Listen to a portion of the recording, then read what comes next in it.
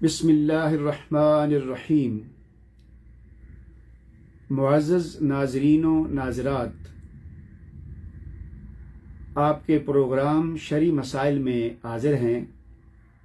آج کا سوال ہے کہ جنازہ ادا کرنے کے بعد اور میت کو دفن کرنے کے بعد دعا اور تلقین کا کیا حکم ہے؟ معزز ناظرین و ناظرات، جنازے میں شرکت کرنے والوں کے لیے میت کو دفن کرنے کے بعد اس کے لیے دعا کرنا، اسے تلقین کرنا مستحب اور جائز ہے۔ علماء کرام نے اجتماعی طور پر دعا کو بھی مستحب قرار دیا ہے، اور اس کی شکل یوں ہو کہ ایک شخص دعا کرے اور باقی تمام آمین کہیں، کیونکہ بہت سے لوگ اس سے آگاہ نہیں ہوتے، اس لیے ان کی آسانی کے لیے اجتماعی دعا اچھی ہے، اس میں کوئی حرج نہیں ہے۔ اور اس کی دلیل یہ ہے کہ آقا کریم صلی اللہ علیہ وآلہ وسلم کے بارے میں مروی ہے، کان النبی صلی اللہ علیہ وآلہ وسلم اذا فارغ من دفن المیت وقف علیہ فقال اسألوا لأخیکم التثبیت فإنہ الآن يسأل، وفی روایت اخرى استغفروا لأخیکم التثبیت فإنہ الآن يسأل۔ اس حدیث پاک کو امام ابو داؤد نے اپنی سنن میں روایت کیا ہے۔ اس کا مفہوم یہ ہے کہ آقا کریم فرما رہے ہیں تم سب اپنے بھائی کے لیے ثابت قدمی کی دعا کرو، کیونکہ ابھی اس سے سوال کیے جائیں گے۔ اور دوسری روایت میں تم سب اپنے بھائی کے لیے مغفرت اور ثابت قدمی کی دعا کرو کہ اسے ابھی پوچھا جائے گا۔ معزز ناظرین، اس حدیث پاک سے دعا کا مفہوم تو سمجھ آ رہا ہے، کیونکہ آقا کریم کے فرمان ہے اسألوا، استغفروا۔ اسألوا معنی ہے سوال کرنا، طلب کرنا، دعا کرنا، اور استغفروا کا مطلب بھی ہے بخشش اور مغفرت طلب کرنا۔ تو آقا کریم کے ان کلمات سے دعا کرنے کی دلیل تو پتہ چل گئی، دعا کرنا تو ثابت ہو گیا، چونکہ ان دونوں کلمات میں دعا کا مفہوم پایا جاتا ہے۔ دعا کا مفہوم تو ہے ہی، مگر اس میں ایک اور چیز ہے، جمع کا صیغہ ہے۔ اسألوا، تم سب دعا کرو، استغفروا، تم سب مغفرت طلب کرو۔ تو یہاں جمع کا صیغہ جو ہے، یہ سب کو دعا کرنے کا حکم دیا جا رہا ہے۔ اس سے بھی یہ بات ثابت ہوتی ہے کہ اجتماعی دعا کرنا درست اور مستحب ہے۔ اسی حکم کی تعمیل میں ہم نے دیکھا کہ ایک شخص یا امام دعا کرتا ہے اور دیگر اس کے ساتھ آمین کہتے ہیں۔ معزز سامعین و ناظرین، اس کے بعد تلقین کے حوالے سے کہ میت کو تلقین کرنے کے بارے میں کیا ہے، تلقین کرنا بھی مستحب اور مشروع ہے۔ آقا کریم صلی اللہ علیہ وآلہ وسلم کا فرمان مبارک ہے لقنوا موتاکم لا الہ الا اللہ فإنہ زاد المیت۔ اس حدیث پاک کو امام مسلم نے روایت کیا ہے۔ اس کا مفہوم یہ ہے، آقا کریم نے فرمایا کہ دفن کرنے کے بعد تم اپنے مردوں کو لا الہ الا اللہ پڑھنے کی تلقین کرو، کیونکہ یہ میت کا زاد سفر ہے۔ اور اس سے پہلی جو حدیث پاک میں نے بیان کی ہے اس میں بھی لفظ التثبیت یہ بھی تلقین پر دلالت کرتا ہے کہ آپ اپنے جو مردہ دفن کیا ہے، جو میت مدفون ہے، اس کو تلقین کریں، اس کے لیے دعا کریں۔ اسی طرح حضرت عمرو بن العاص رضی اللہ تعالی عنہ کے بارے میں مسلم شریف میں حدیث مبارکہ ہے کہ آپ نے اپنے بیٹوں کو وصیت فرمائی کہ میرے بیٹو، جب تم مجھے دفن کر دو اور مجھ پر مٹی ڈال دو تو تم میری قبر کے ارد گرد کھڑا رہنا، اتنی دیر کھڑا رہنا جتنی دیر کہ کوئی اونٹ ذبح کر کے اس کے گوشت کو تقسیم کیا جاتا ہے، تاکہ تمہاری وجہ سے مجھے مکان سے انس ہو جائے۔ مجھے معلوم ہے کہ سوال کے لیے میرے رب کے فرشتے آئیں گے۔ اب سیدنا عمرو بن العاص رضی اللہ تعالیٰ عنہ کے یہ کلمات کہ میری قبر کے ارد گرد کھڑا ہو جانا اور جتنی دیر اونٹ ذبح ہوتا ہے، اب سوچنے کی بات یہ ہے کہ کیا صحابہ اکرام اور پھر ان کی اولاد قبر کے ارد گرد کھڑا ہو کے کچھ نہیں پڑھ رہی ہوگی؟ کیا وہ خاموش کھڑی ہوگی؟ یقیناً نہیں۔ تو آپ نے جو ان کو وصیت کی اس کا مطلب یہ تھا کہ دفن کرنے کے بعد وہاں ٹھہرنا اور میری قبر پر پڑھنا، اور ساتھ تلقین بھی ہے۔ تلقین کے حوالے سے بعض لوگوں کی رائے یہ ہے کہ یہ جب روح نکل رہی ہوتی ہے اس وقت کی جاتی ہے۔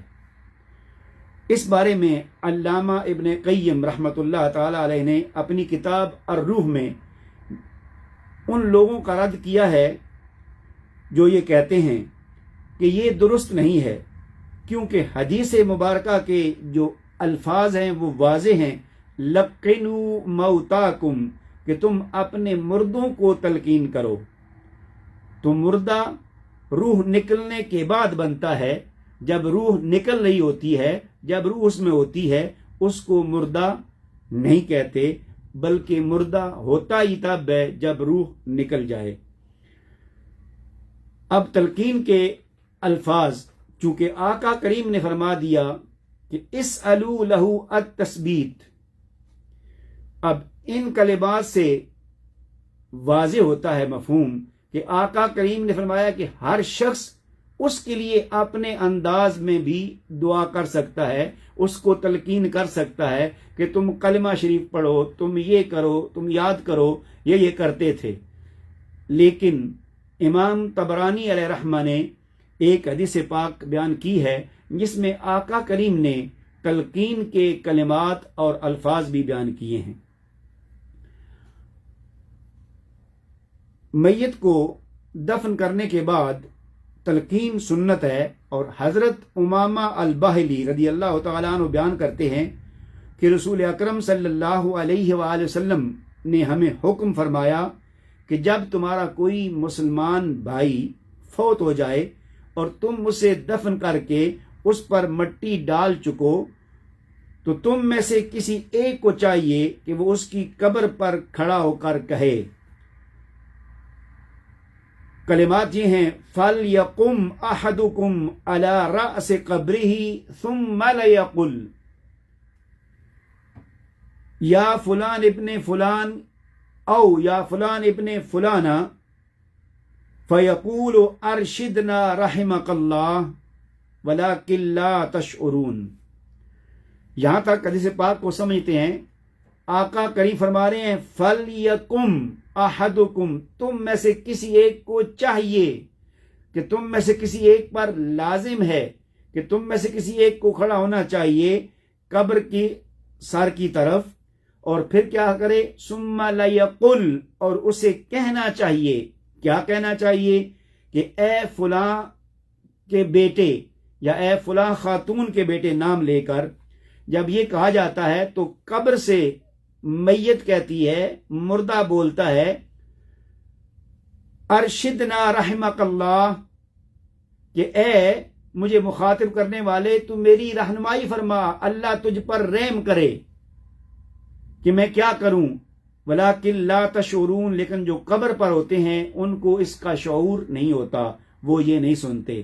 اس کے بعد آقا کریم نے فرمایا فلیقل، اسے چاہیے کہ وہ کہے مردے کو، میت کو مخاطب کر کے، اذکر ما خرجت علیہ من الدنیا شہادت اللہ الہ الا اللہ وان محمدا عبدہ ورسولہ وانک رضیت باللہ ربا وبالاسلام دینا وبمحمد نبیا وبالقرآن اماما. آقا کریم فرما رہے ہیں کہ اس کو چاہیے کہ وہ اس کو کہے کہ تم یاد کرو کہ جس حالت میں، جن کلمات پر، حالت ایمان میں جو کلمات ادا کرتے ہوئے، کلمے پڑھتے ہوئے تم نے دنیا چھوڑی ہے، اور وہ کیا ہے کہ اللہ تعالیٰ کی گواہی دینا کہ اللہ تعالیٰ کے سوا کوئی معبود نہیں، اللہ تعالیٰ کے سوا کوئی معبود نہیں، صرف اللہ تعالیٰ ہی عبادت کے لائق ہے. اشہد ان لا الہ الا اللہ وان محمدا عبدہ ورسولہ، اور حضرت محمد صلی اللہ علیہ وآلہ وسلم اس کے خاص بندے اور اس کے رسول ہیں. اور یہ کہو کہ رضیت باللہ ربا، کہ میں اس بات پر راضی ہوں کہ اللہ میرا رب ہے، وبالاسلام دینا، اور اسلام میرا دین ہے، وبمحمد نبیا، اور حضرت محمد صلی اللہ علیہ وآلہ وسلم نبی ہیں، وبالقرآن اماما، اور قرآن کریم امام ہے. تو منکر یہ کلمات جب ملقن، تلقین کرنے والا یہ کہے گا تو اس کے بعد آقا کریم نے فرمایا کہ جو منکر نکیر ہیں وہ ایک دوسرے کا ہاتھ پکڑ کر کہیں گے آؤ چلیں یار، ہم اس کے پاس نہیں بیٹھتے، جسے اس کی حجت یعنی دلیل کی تلقین کر دی گئی ہے، جو اس نے کہنا ہے اس کی اس کو تلقین ہو گئی ہے، اور اب ہم یہاں کیا کریں گے، لہٰذا منکر نکیر چلے جاتے ہیں.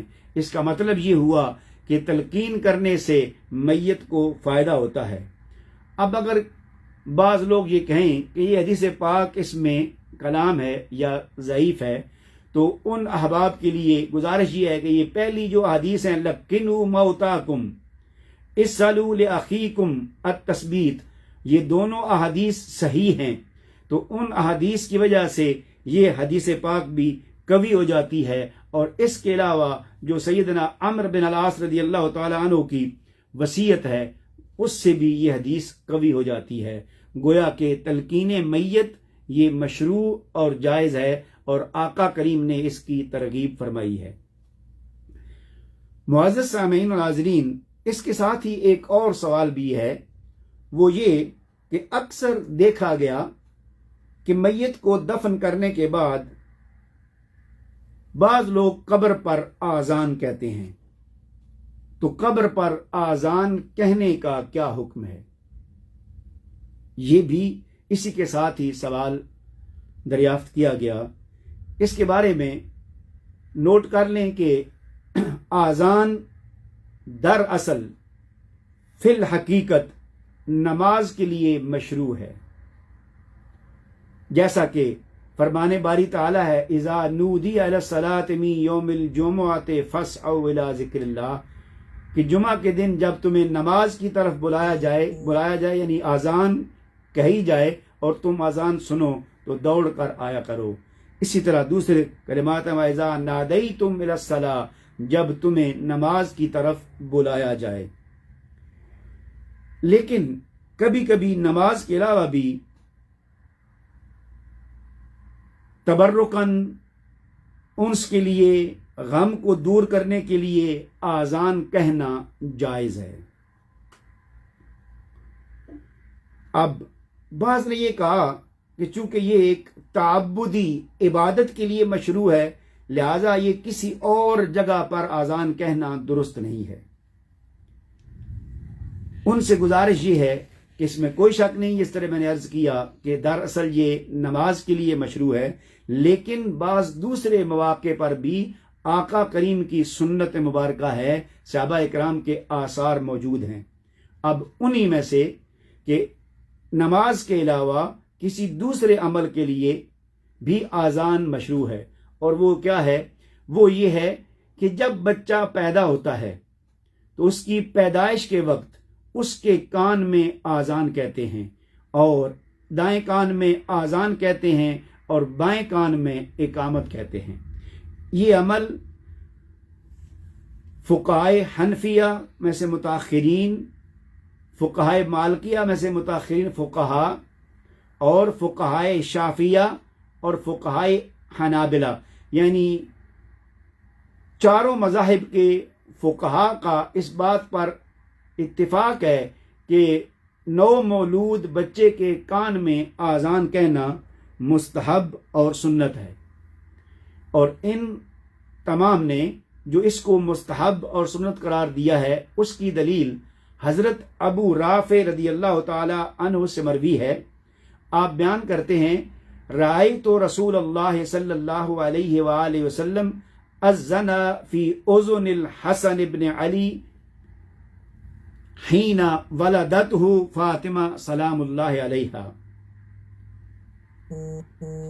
حضرت ابو رافع بیان کرتے ہیں کہ میں نے دیکھا کہ جب حضرت امام حسن علیہ السلام کی پیدائش ہوئی، ولادت ہوئی، تو آقا کریم صلی اللہ علیہ وآلہ وسلم نے ان کے کان میں آذان کہی۔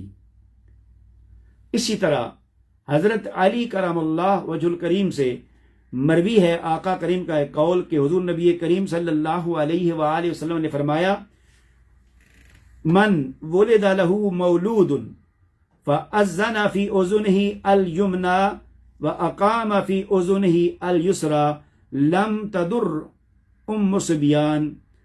اس حدیث پاک کو امام بہقی نے شعب الایمان میں بیان کیا ہے، اور جو پہلی حدیث بیان کی ہے حضرت ابو رافع والی، اس کو امام ترمذی نے اپنی سنن میں بیان کیا ہے۔ اس حدیث کا مفہوم یہ ہے کہ آقا کریم نے فرمایا کہ جس شخص کو اللہ تعالی اولاد کی نعمت سے نوازے تو اس کی ولادت کے بعد وہ اس کے دائیں کان میں آذان کہے اور اس کے بائیں کان میں اقامت کہے۔ اسی طرح سلف الصالحین میں سے حضرت عمر بن عبدالعزیز رضی اللہ تعالی عنہ سے مروی ہے کہ آپ جو ہے وہ دائیں کان میں آذان کہتے تھے اور بائیں کان میں اقامت کہتے تھے۔ یہ آپ کا عمل مبارک ہے۔ اس کو امام ابن قیم نے اپنی کتاب تحفۃ المودود باحکام المولود میں بیان کیا ہے، اور حضرت عمر بن عبدالعزیز رضی اللہ تعالیٰ عنہ کا یہ اثر مصنف عبد الرزاق میں بھی موجود ہے۔ معزز سامعین و ناظرین، اسی طرح کسی غمزدہ شخص کے کان میں بھی آذان کہنا مستحب ہے، کیونکہ اس طرح اس کا غم اور دکھ دور ہو جاتا ہے۔ حضرت علی رضی اللہ تعالی عنہ سے مروی ہے کہ آپ بیان کرتے ہیں، قال رآنی النبی حزینا فقال یا ابن ابی طالب اراک حزینا فمر بعد اہلک یؤذن فی اذنک فانہ دواء للحم۔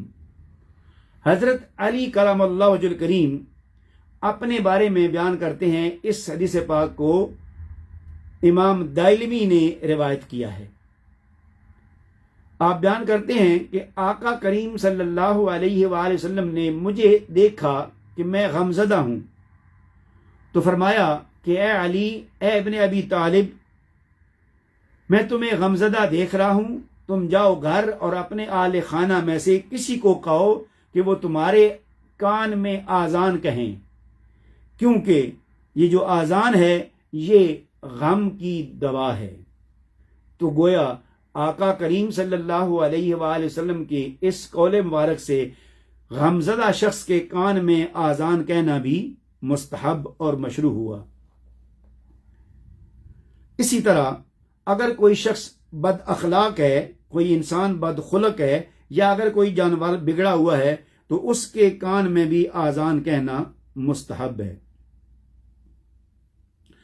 और इसके अलावा अगर किसी शख्स को जिन्नात का शर लाहिक हो, जिन्नात उसके दरपे हों, तो जिन्नात के शर को दूर करने के लिए भी आज़ान कहना मुनासिब है। अन जाबिर रज़ी अल्लाह तआला अन्हु क़ाल इज़ा तग़व्वलतिल ग़ैलानु फ़नादू बिल आज़ान, कि जब तुम्हें जिन्नात में से या ऐसी शरीर चीज़ों में से कोई चीज़ लाहिक हो जाए तो आज़ान कहो, उससे ये भाग जाएंगे। इस हदीस पाक को इमाम अहमद बिन हम्बल ने अपनी मुस्नद में रिवायत किया है। मुअज़्ज़िज़ सामीईन व नाज़रीन, इसी तरह फुक़हाए शाफ़िया बतौर ख़ास उन्होंने इसको मज़ीद वसी कर दिया है कि जहाँ भी मसलन कोई गमज़दा है, कोई सफ़र करने गया है और कोई बद अखलाक है तो उसके लिए भी कह सकते हैं। और इस दायरे को वसी करते करते उन्होंने ही बयान किया है कि कब्र पर दफन करने के बाद भी आज़ान कहना मुस्तहब और मशरू है। उनकी दलील क्या है? उन्होंने क्यास किया है कि जिस तरह बच्चा जब पैदा होता है तो उसके कान में आज़ान कहते हैं, इसी तरह जब वो फौत हो गया है, उसको हमने दफन कर दिया है, तो उस कब्र पर आज़ान कहना भी मुस्तहब है। इसको बाज़ उलमा ने रद्द किया है, मगर अब रद्द का जो सबब है वो वही है कि आज़ान इबादत के लिए है सिर्फ। तो मेरा उनसे सवाल ये है कि बच्चे के कान में आज़ान कहना क्या इबादत है? गमज़दा शख्स के कान में आज़ान कहना क्या इबादत है? बद अखलाक शख्स के कान में आज़ान कहना क्या इबादत है? तो जब ये इबादत के अलावा मशरू है, तो इसी तरह अगर कब्र पर भी कोई शख्स खड़ा होकर आज़ान कहता है तो ये दरअसल मशरू है। हाँ, वो कहते हैं कि आका करीम सल्लल्लाहु अलैहि वसल्लम और सहाबा इकराम से मरवी नहीं है। ठीक है, आका करीम सल्लल्लाहु अलैहि वसल्लम से कब्र पर आज़ान कहना मरवी नहीं है, लेकिन इसके साथ साथ मनहियुन अन्हु भी नहीं है, यानी आका करीम ने इससे मना भी तो नहीं फरमाया। और एक फिकी कायदा है, अल अस्लु फिल अशियाए इबाहतुन, कि जब तक किसी चीज के बारे में मुमानियत ना आ जाए, नहीं ना आ जाए, वो अपनी असल पर जायज और मुबाह है। मुअज़्ज़िज़ सामीईन व नाज़रीन, इस सारी गुफ्तगू के बाद कि कब्र पर आज़ान, ये मैंने जो भी उलमा ने लिखा, फुक़हा ने बयान किया, वो आपके सामने बयान कर दिया। अब मेरी नज़र में ये कब्र पर आज़ान कहना भी एक किस्म की तलकीन है, और तलकीन के मशरू होने के बारे में हम अभी बयान कर चुके हैं कि आका करीम ने फरमाया लक्किनू मौताकुम, अपने मुर्दों को ला इलाहा इल्लल्लाह की तलकीन करो, और उसके कलिमात भी मैंने आपके सामने बयान कर दिए हैं। अब चूंकि ये तलकीन के कलिमात अरबी में थे, शरीयत पूरी अरबी में है। हमारे इलाकों में, इंडिया में, पाकिस्तान में, बांग्लादेश में, अफगानिस्तान में, चूंकि हम अरब नहीं है, तो अल्लाह ताला हमारे बुजुर्गों की कब्रों पर करोड़ों रहमतें नाज़िल फरमाए। उन्होंने जब ये देखा कि हर शख्स अपनी मैयत को तलकीन नहीं कर सकता, ये कलिमात नहीं कह सकता, लिहाजा उन्होंने आसानी के लिए, ताकि तलकीन भी हो जाए और कलिमात जो अरबी के हैं, जो कलमा शहादत है, जो आका करीम की रिसालत की गवाही है, अल्लाह ताला की इबादत की माबूद होने की गवाही है, वो भी आ जाए। तो इस पर बुजुर्गों ने क्या किया कि कब्र पर आज़ान जो थी उसको शुरू कर दिया।